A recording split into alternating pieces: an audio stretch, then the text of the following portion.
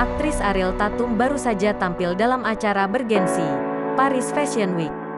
Tak main-main, Ariel Tatum dipilih menjadi perwakilan dari Indonesia untuk acara Paris Fashion Week 2023. Di balik kesuksesan Ariel Tatum saat ini, terdapat perjuangan yang tak mudah. Melalui Instagram pribadinya @arieltatum, ia menceritakan perjuangnya menerapkan self-love. Bahkan saat catwalk, Ariel Tatum merasakan perasaan yang luar biasa. Sepanjang jalan di runway, rasanya luar biasa emosional. Karena tiba-tiba teringat kembali perjalananku dalam menerima, menghargai, dan juga mencintai diri sendiri beberapa tahun belakang ini. Tulis Ariel Tatum. Ariel Tatum seringkali menjadi pembicara di seminar-seminar. Ia pun sering mendapat pertanyaan apakah ia sudah berhasil menerapkan self-love.